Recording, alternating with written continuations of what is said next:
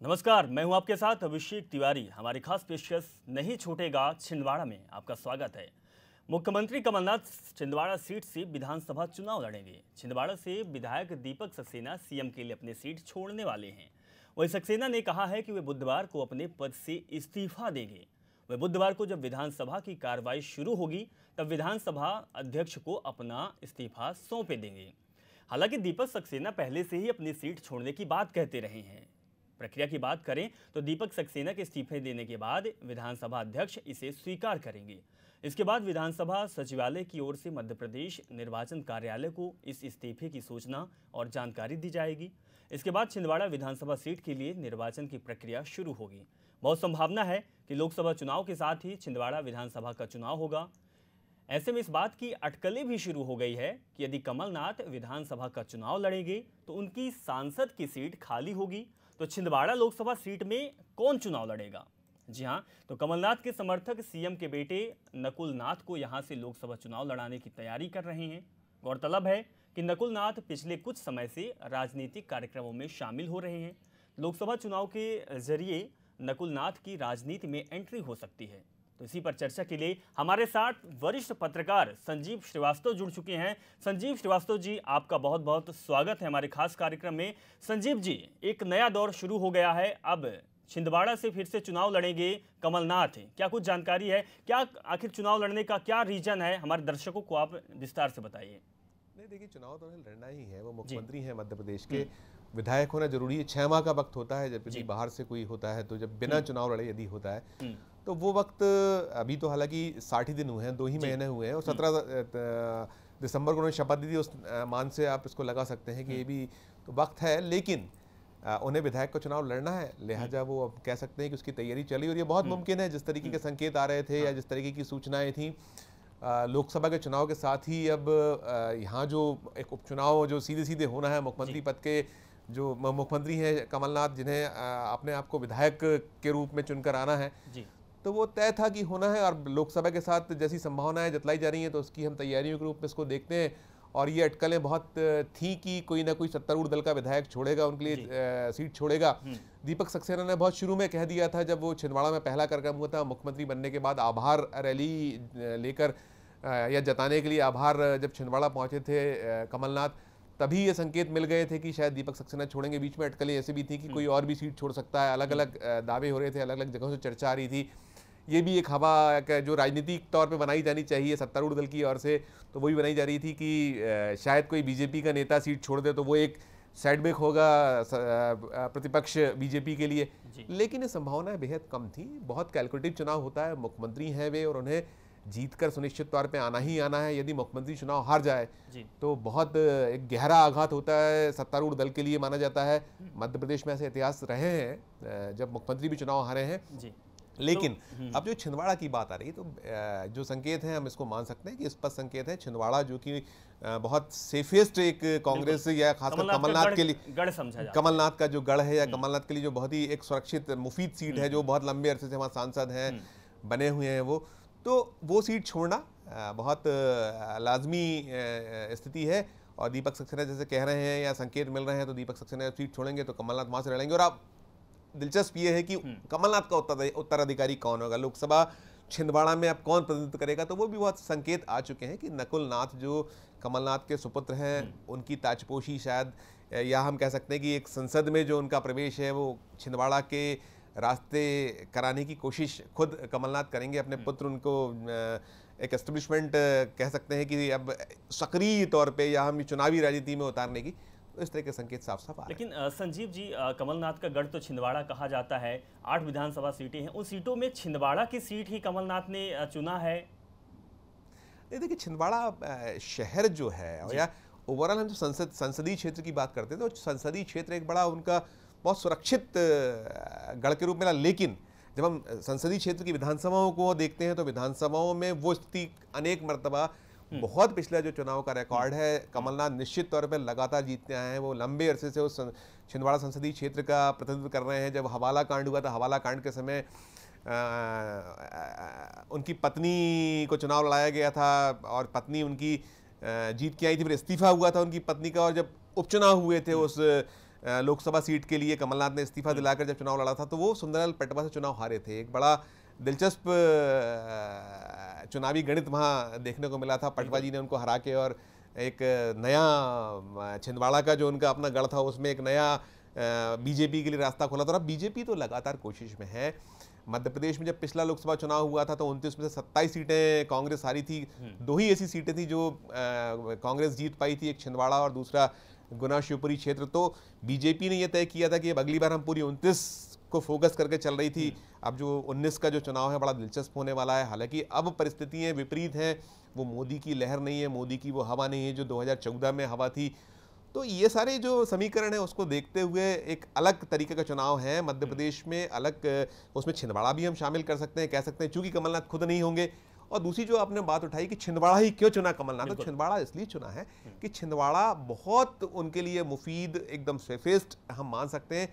और मेरी ऐसी मान्यता है, मैं ऐसा मान के चलता हूँ कि जब वो छिंदवाड़ा से खड़े होंगे तो एक बहुत प्रचंड बहुमत से वो चुनाव जीत कर आएंगे, इसलिए उन्होंने उस छिंदवाड़ा को चुना है। लेकिन संजीव जी, हमारे साथ हमारे एग्जीक्यूटिव एडिटर जुड़ चुके हैं मनोज वर्मा जी बताएंगे। साथ ही एक सवाल आपसे ये है कि अगर चुनाव है, छिंदवाड़ा को उन्होंने चुन लिया है, क्या कुछ बीजेपी की तरफ से, विपक्ष की तरफ से क्या कुछ दांव पेच खेले जा सकते हैं, क्या कुछ संभावनाएं जता सकती है? क्योंकि बीजेपी तो खाली बैठने वाली नहीं है, क्योंकि राकेश सिंह का लगातार बयान भी आ रहा है कि सरकार जो है, कमलनाथ सरकार, बहुत दिन तक चलने वाली नहीं है। दांव पेच तो खेलेगी, निश्चित दांव पेच होना है। जिस तरीके का परिदृश्य है मध्य प्रदेश विधानसभा में, कुल 200 सीटों में जो 116 की पूर्ण बहुमत के लिए जरूरत होती है उसमें 114 ही है। 7 विधायक जो चाहे वो बीएसपी के 2, एसपी का 1 और बाकी 4 जो निर्दलीय विधायक है मिलकर 121 का आंकड़ा भी कांग्रेस के समक्ष है, पास है। तो जो पूरी की पूरी एक समीकरण बना हुआ है वो समीकरण बहुत मुफीद नहीं है। ये सरकारें जब बहुत नंबर गेम में बहुत कह सकते हैं कि नेक एंड नेक की स्थिति, 109 पर बीजेपी बैठी हुई है। हालांकि 2 बीएसपी, 1 एसपी, 3 वो और 4 निर्दलीय। 4 निर्दलीय में भी कांग्रेस के जो हम कह सकते हैं रिवेल्स जो थे वो हैं। तो बीजेपी के लिए चांसेस बहुत कम है। लेकिन जब राजनीति होती है तो राजनीति में कोशिशें, दांव पेच पूरे होते हैं, कहीं किसी को छोड़ा नहीं जाता। और फिर जब हम बात करते हैं, आपने जो सवाल किया कि बीजेपी का क्या रुख होगा, चाहे वो छिंदवाड़ा विधानसभा सीट हो, चाहे छिंदवाड़ा लोकसभा हो, तो बेशक बीजेपी पूरा जोर लगाएगी, पूरी ताकत से वो लड़ेगी। बीजेपी मध्य प्रदेश में बहुत स्ट्रांग रही है, 15 साल वो सत्ता में रही थी। तो चौधरी चंद्रभान सिंह मुझे लगता है कि बीजेपी से कहीं ना कहीं बीजेपी भी अपना दांव पेच खेलेगी। हमारे साथ हमारे एग्जीक्यूटिव एडिटर मनोज वर्मा जी जुड़े हुए हैं। मनोज जी, अब संभावना ये भी आ रही है कि जो संसदीय क्षेत्र है और जब अपने पद से कमलनाथ इस्तीफा देंगे तो उनके बेटे की भी एंट्री हो जाएगी। यह निश्चित रूप से पिछले दिनों जो कार्यक्रम था उसमें नकुल नाथ सार्वजनिक रूप से दिखाई दिए थे कमलनाथ के साथ। हालांकि जब लोगों ने पूछा गया तो उन्होंने साफ तौर पे कहा था कि जिस दिन मैं आपको सूट बूट छोड़ के कुर्ते पजामे में नजर जाऊं तो उस दिन आप मान लीजिए कि मेरी राजनीति में औपचारिक एंट्री हो गई है। उसके बाद से वो लगातार क्षेत्रीय कार्यक्रमों में भाग ले रहे हैं, जो कि पहले कभी वो इतने सक्रिय रहते नहीं थे। तो इसका मतलब साफ है कि छिंदवाड़ा से कमलनाथ विधानसभा के लिए चुने जाएंगे तो लोकसभा के लिए नकुल नाथ ही वो चेहरा होंगे जो कांग्रेस की ओर से मैदान में होंगे। लेकिन संजीव जी, जिस तरह से मनोज जी का कहना है कि नकुल जी होंगे, अब नकुल जी पर भी दांव पेच होगा, क्योंकि बीजेपी की ओर से भी कोई एक कटावर नेता होगा जो नकुल के विपक्ष में होगा। तो क्या नकुल के लिए ये चुनौती आसान होगी संजीव जी? नहीं, ऐसा नहीं कह सकते। चुनाव में बहुत नेक एंड नेक होता है। बीजेपी जो मैंने कहा प्रतिपक्ष है, बहुत स्ट्रांग है मध्य प्रदेश में, वो पूरी ताकत से लड़ते हैं, उनका संगठन बहुत ताकतवर है। और जो दृश्य रहा है 8 संसद जो छिंदवाड़ा संसदीय क्षेत्र की 8 विधानसभा सीटें, उसमें कई सीटें बीजेपी लगातार जीतती रही है। अगर पिछले हम 2003 का चुनाव उठाएं, 2008 का चुनाव उठाएं, जो 2013 का चुनाव उठाएं और अभी जो 18 का जो विधानसभा चुनाव, सारे हम परिदृश्यों को देखें तो ठीक है, इस बार का प्रदर्शन कांग्रेस का बहुत अच्छा रहा। वहाँ जो हम 8 सीटों की बात करते हैं संसदीय क्षेत्र की, तो उसमें जो हारा करती थी 3-4 सीटें, कमलनाथ लगातार संसद में पहुंचते थे, लेकिन जब विधानसभा का मौका आता था, बारी आती थी, तो वहाँ कांग्रेस उन सीटों को नहीं जीत पाती थी जिनको लोकसभा में कमलनाथ जीत लिया करते थे। तो बेशक बड़ा दिलचस्प चुनाव होगा, बीजेपी कोई कोर कसर नहीं छोड़ेगी। अभी पहली जो दृश्य दिखता है उसमें लगता है कि शायद चौधरी चंद्रभान सिंह चेहरा हो। अगर चौधरी चंद्रभान सिंह कमलनाथ के मुकाबले छिंदवाड़ा विधानसभा सीट से नहीं होते तो बेशक संसद में चुनाव में उनको उतारा जाएगा। वो पहले लड़ चुके हैं, वो हो चुके हैं। इसके अलावा हम पीछे लौट के जाएं तो गौरीशंकर बिसेन ने कई बार कहा है कि मुझे दीजिए जो शिवराज सिंह चौहान के मंत्रिमंडल में शामिल होते थे, बालाघाट से वो आते हैं, वहीं से लगा हुआ वो इलाका है, वो लगातार ताल ठोकते रहे कि मैं इस सीट को जीत के दिखाऊंगा, आप मुझे एक बार मौका दीजिए। उनको तो कहीं न कहीं तो पूरी चाक चौबंद एक पूरी की पूरी रणनीति होगी, पूरी की पूरी कोशिश होगी कि वहां दोनों ही मौकों पर पानी पिला दिया जाए, कांग्रेस चौका लगाया जाए। तो संजीव जी, कहीं ना कहीं ये भी एक अटकलें हैं। हम अपने मनोज वर्मा जी से जानेंगे, हमारे एग्जीक्यूटिव एडिटर जुड़ चुके हैं। मनोज जी, कहीं ना कहीं जिस तरह से संजीव श्रीवास्तव जी का कहना है कि विधानसभा लोकसभा सीट तो वो निकाल लेते हैं कमलनाथ, लेकिन विधानसभा में मुश्किलें पैदा हो जाती है, पहले भी ऐसे कई बार हो चुका है। तो हमारा संपर्क टूट चुका है, हम फिर से संपर्क साधने की कोशिश करेंगे मनोज वर्मा जी को जोड़ने के। संजीव जी, अगर ऐसा कुछ होता है कि सीट अगर जिस तरह दावपेच तो होगा, अगर कुछ मुश्किलें पैदा होती है तो फिर कमलनाथ के लिए अगला रास्ता कौन सा हो सकता है? नहीं, देखिए ऐसी कोई मुश्किल है, वो जो हम संकेत मानते हैं, जब सत्ता में हो तो बहुत फर्क पड़ता है। सत्तारूढ़ दल में होने के चुनाव अलग होते हैं, वोटर का एक मन अलग होता है। इस बार जो चुनाव होने हैं बहुत पृथक स्थिति, जैसा मैंने कहा 2014 जैसी स्थिति नहीं है, ना वो मोदी की लहर है, ना वैसा कोई हालात हैं। अब बहुत नेक एंड नेक चुनाव है। अब विधानसभा में देखा है बहुत नेक एंड नेक चुनाव हुए, 114 कांग्रेस जीत के आई, 109 बीजेपी ने पाई, 117 का जो नंबर था उससे दोनों ही दूर रह गए। फिर जोड़ तोड़ करके, या जोड़ तोड़ छोड़ दीजिए, कांग्रेस के पास में वो नंबर हो गया, 7 जो सीटें थी, मैंने कहा जैसे बीएसपी और एसपी ने समर्थन किया। तो जो आने वाला वक्त है, आने वाले वक्त में अभी बहुत चीज़ें होनी हैं, अभी क्या क्या हो जाएगा उसके बाद बहुत खुल जाएगा। लेकिन हाँ, दोनों ही दल कोई कोर कसर नहीं छोड़ेंगे, पूरी ताकत लगाई जाएगी, और बीजेपी भी पूरी ताकत झुकेगी और कांग्रेस तो झुकेगी। और कांग्रेस को सत्तारूढ़ दल सत्ता में होने के फायदे कुछ कुछ होंगे, क्योंकि मध्य प्रदेश में उनकी सरकार है। तो बिल्कुल 60 दिन की सरकार भी हो चुकी है और 60 दिन में कमलनाथ ने कुछ ऐसा काम भी किया है। लेकिन संजीव जी, जानना यह भी जरूरी होगा कि दीपक सक्सेना अपने पद से इस्तीफा देंगे, तो अब दीपक के लिए क्या कुछ रास्ता अपनाएगा, क्या कुछ उनको जगह दी जाएगी, ये भी एक जानना दिलचस्प होगा। निश्चित देखिए, बहुत सरकार में जब सरकार होती है आपकी, तो आपके पास में जो भी इस तरीके के सैक्रिफाइस, हम कह सकते हैं सैक्रिफाइस होता है, और वो दीपक सक्सेना कमलनाथ के बिल्कुल निकटस्थों में से एक हैं, उनके दाएं हाथ माने जाते हैं वहाँ पर। वो बहुत लंबे अरसे से उनसे जुड़े हुए हैं, उन्हीं के कोटे से वो मंत्री बनते रहे हैं, उन्हीं के कोटे से और भी उनको ओबलाइज किया जाता रहा है। तो बेशक जब वो अपना इस्तीफा सौंप रहे हैं कमलनाथ जब होंगे, तो लोकसभा चुनाव के बाद निगम है, मंडल हैं, और बहुत सारे रास्ते होते हैं, कई सारे ऐसे पद होते हैं जो सीधे सीधे सरकार मनोनीत करती है, तो बेशक उनको उसका इनाम मिलेगा, ऐसा मानता हूँ। लेकिन संजीव जी, ये भी एक दिलचस्प बात है कि बजट सत्र शुरू होने वाला है, हालांकि आज से शुरू हो चुका है, लेकिन अब इसको 20 तारीख से शुरू होगा। बजट सत्र भी है, लोकसभा चुनाव भी है, और चुनाव के लिए अभी का समय निकालना ये कहाँ तक सही हो सकता है? नहीं, देखिए चुनाव तो अब होना है, लोकसभा चुनाव निकटस्थ है, नज़दीक है, तो जब लोकसभा चुनाव के साथ आप जाएंगे, ये कैलकुलेटिव एक गेम है, उसमें कहीं कोई इसको अप्रत्याशित नहीं है। ये माना जाता है, ये माना जा सकता है कि अब ये दीपक सक्सेना भी एक बहुत टाइम बिंग है, इस्तीफा देंगे, वो सीट रिक्त होकर पहुंच जाएगी इलेक्शन कमीशन के पास। इलेक्शन कमीशन जब अपना चुनाव का कार्यक्रम घोषित करेगा तो लोकसभा के साथ उसको शामिल कर लेगा। तो इसमें कांग्रेस को एक फायदा ये है कि यदि वो चुनाव अकेले होता है, अकेले चुनाव होने में वो ताकत बीजेपी जो झोंक सकती थी, उसको उतनी ताकत झोंकने, क्योंकि उसको 29 संसदीय सीट भी लड़ना है, तो वो एक कैलकुलेटिव गेम है। उस कैलकुलेटिव के तहत एक अपना कोशिश की। अब इलेक्शन कमीशन ऑफ इंडिया पे है कि इलेक्शन कमीशन ऑफ इंडिया अभी लोकसभा के साथ ही इसको सीट को उपचुनाव करा डालती है, या हो सकता है बाद में भी कराए। 6 महीने का हमारे साथ हम बीजेपी के नेता गोविंद मालू जी जुड़ गए हैं। गोविंद मालू जी, कार्यक्रम में आपका स्वागत है। गोविंद जी, एक अब विधानसभा चुनाव के लिए कमलनाथ छिंदवाड़ा की सीट चुन लिए हैं, आपके लिए क्या कुछ चुनौती हो सकती है गोविंद मालू जी? उनको विधानसभा में पहुंचना ही है लड़के 6 महीने के अंदर, तो वो अपनी पार्टी के किसी विधायक को सीट खाली करे तो चुनाव लड़ सकते हैं। हमारा जब वो चुनाव जहां से लड़ेंगे वहां हमारा उम्मीदवार ताकत के साथ मुकाबला करेगा। सवाल यही है कि छिंदवाड़ा की सीट से चुनाव लड़ने के लिए तैयार हैं, दीपक सक्सेना इस्तीफा भी देने वाले हैं, अब आपकी ओर से कौन सामने आएगा? हमारी पार्टी में ऐसे नहीं होता है निर्णय, हमारी पार्टी में चुनाव समिति है, वो उम्मीदवार तय करती है। प्रदेश अध्यक्ष भी यदि हों, हमारे शिवराज जी भी मुख्यमंत्री रहे, जब उनकी उम्मीदवारी की बात आती है तो चुनाव समिति में तय होता ही है। जी, लेकिन आपके लिए कोई कठिन नहीं है, आप मतलब हाथ खड़े कर रहे हैं किस बार? कोई कठिन नहीं तो है, हम ऐसे कोई हम मालू जी तो हाथ आप खड़े कर रहे हैं कि छिंदवाड़ा से उनके सामने कोई भी आपके पार्टी के नेता नहीं है जो टक्कर दे सके? नहीं, हमने कहा हाथ खड़े कर, हम तो कह रहे हैं चुनाव समिति में इसका निर्णय होता है। हाँ। हमारे पास बहुत उम्मीदवार हैं, बहुत सारे कार्यकर्ता हैं, उनका मुकाबला करने के लिए हम उनको हराएंगे वहां पर लड़कर।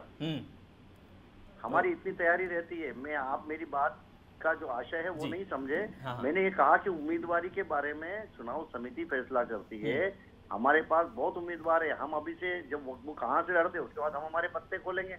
हम इसके पहले कैसे बता दें? हम उनको कोई चलिए, अगर हम संजीव, अगर हम मालू जी उम्मीदवारी की बात छोड़ दिया जाए, अगर हम बात करें कि कमलनाथ का गढ़ तो छिंदवाड़ा कहा जाता है, तो उनको हराना इतना आसान नहीं है, ये आपको भी पता है। तो आपके पास ऐसे कौन से मुद्दे होंगे, ऐसी कौन सी चीजें होगी, क्योंकि 60 दिन की सरकार हो चुकी है, 60 दिन से कमलनाथ सीएम पद पर हैं और उन्होंने काम भी किया है, काम सामने आया भी है। देखिए, जनता है ये तो, हाँ, मतदाता हैं, ये कब क्या करेगा इसका आप और हम कोई भी आकलन नहीं कर सकते। हमारा दावा है कि हम चुनाव जीतेंगे, क्योंकि पहले छिंदवाड़ा एक बार हम जीत चुके हैं। सुंदरलाल पटवा जी, तब भी ये लोग कहते थे कि कैसे जीतेंगे पटवा जी। चलिए, बिल्कुल हमारे साथ राजा पटेरिया जी, पूर्व मंत्री हमारे साथ जुड़ चुके हैं। राजा पटेरिया जी, छिंदवाड़ा से चुनाव लड़ने के लिए कमलनाथ आगे आ रहे हैं। बीजेपी का कहना है कि हम हराएंगे चुनाव। किसका कहना है? बीजेपी का नेता का कहना है, बीजेपी वालों का कहना है कि कमलनाथ को हम छिंदवाड़ा में उनके गढ़ में हराएंगे। कौन कह रहा है? जी मालू जी बात कर रहे हैं, गोविंद मालू जी बोल रहे हैं कि उनके गढ़ में हम आप ऐसा करिए मालू जी, आप स्वयं लड़ लीजिए, आपको टोटल पोल का 5% वोट भी नहीं मिलेगा वहाँ। यही मुगालता कांग्रेस और छिंदवाड़ा से माननीय कमलनाथ जी सन 80 से जो लगातार काम कर रहे हैं, उसके चलते आपको ये बता दूं कि कम से कम छिंदवाड़ा से कमलनाथ जी की जीत 75,000 से ऊपर होगी। और भारतीय जनता पार्टी के माननीय शिवराज जी, माननीय आपका राकेश जी, माननीय और भी जो बड़े नेता प्रदेश में आज हैं, उनसे भी आप पूछोगे तो आप द रिकॉर्ड वो आपको यही कहेंगे। और ऑन द रिकॉर्ड जो आप कह रहे हैं वो तो एक काफी परंपरा है। मेरा एक विनम्र निवेदन है कि कभी कभी दलगत सीमाओं से ऊपर उठ के हम आपको प्रजातंत्र की और वास्तविक स्थितियों का मूल्यांकन करने के लिए सार्वजनिक तौर से सही बयानी करने में हिचकना नहीं चाहिए। राजा पटेरिया जी, मालू जी, राजा जी खुला चैलेंज आपको दे रहे हैं, 5% भी आप वोट नहीं पाएंगे, आपकी जमानत जब्त होने वाली है। उनके आचार्य विनोबा भावे जिसमें दलगत राजनीति से ऊपर उठकर देखा जाए, हम उनको हराने के लिए हमारा तगड़ा उम्मीदवार आएगा और कांग्रेस का जो दम्भ है उसको हम चूर चूर करेंगे। देखिए, ये तो चुनाव है, चुनाव को आप करिए ना। आप अंतर्यामी थोड़ी हैं जो हमारे यहाँ की जानकारी आपको मालूम है कि आपके यहाँ ऐसा बोल देंगे। ये आप लोग समझ सकते हैं, आप कांग्रेस के लीडर हैं, आप कांग्रेस के कार्यकर्ता हैं, आपको भी आत्मविश्वास रखना चाहिए। आपको भी रखना चाहिए। गरीबों में, आदिवासियों में, जंगलियों में खो तो जरा फिर बताओ। मैं इसमें बुरा नहीं मानता कि आपको आत्मविश्वास रखना चाहिए। 75,000 नहीं, 1 लाख से जीतने का हमें भी आत्मविश्वास है कि हम उनको हराएंगे। लेकिन मालू जी, आप चुनाव हराएंगे, आप बुरा भी नहीं मान रहे हैं। मालू जी, आपके पास क्या मुद्दे हैं, किस मुद्दों से आप चुनाव हारेंगे? बिना मुद्दे के तो चुनाव आप हरा नहीं सकते हैं। ऐसी कौन सी चीज है, क्योंकि उनका गढ़ है, उन्होंने वहाँ पे काम किया है, विकास पुरुष के नाम से जाने जाते हैं। कांग्रेस को कोई आउटराइट मेजोरिटी नहीं मिली, क्लीन स्वीप नहीं मिला, एक लंगड़ी सरकार वो चला रहे हैं।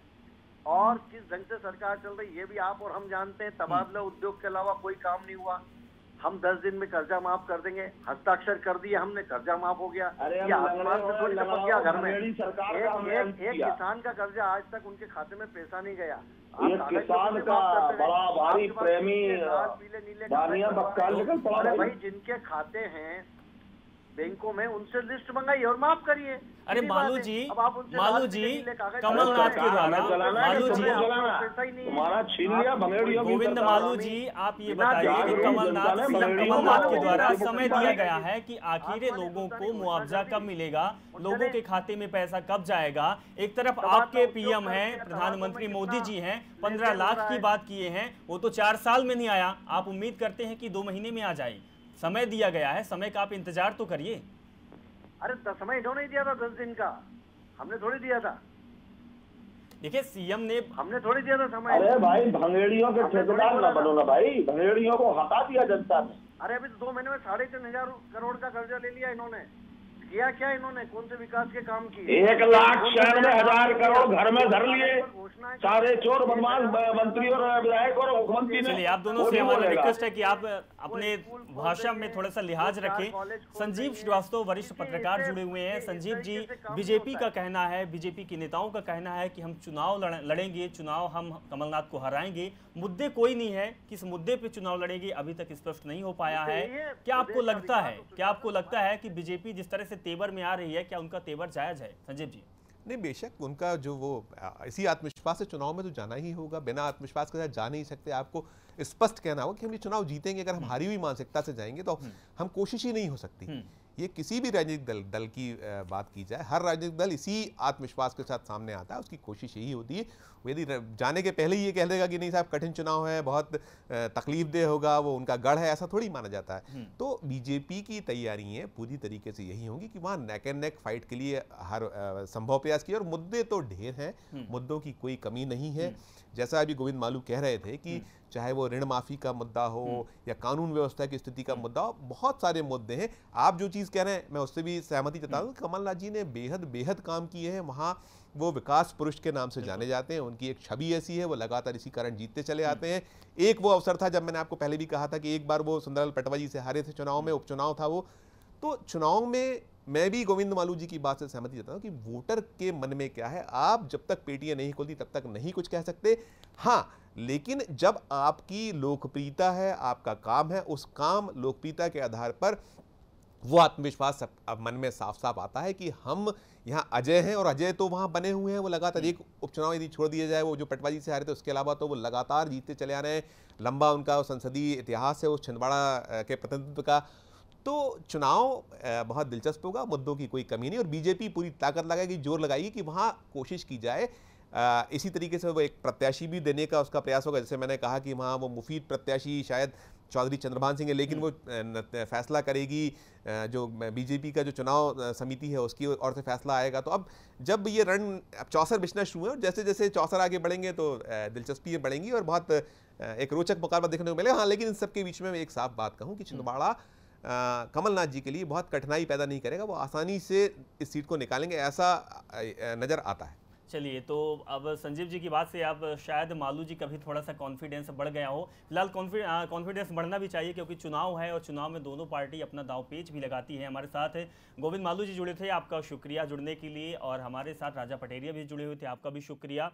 संजीव जी, एक आखिरी सवाल आपसे एक और पूछना चाहते हैं कि जिस तरह से चुनाव आ गया है, चुनाव में आप मुद्दे भी बोल रहे हैं, लेकिन मुद्दों को घेरना, मुद्दे बहुत से लगा सकते हैं, आरोप प्रत्यारोप का दौर तो चलता है, चुनाव है, चलेगा, लेकिन मुद्दे ऐसा होना चाहिए जिसमें विपक्ष को घेरा जाए, जो भी पक्ष हो विपक्ष हो उसको घेरने की तैयारी की जाए।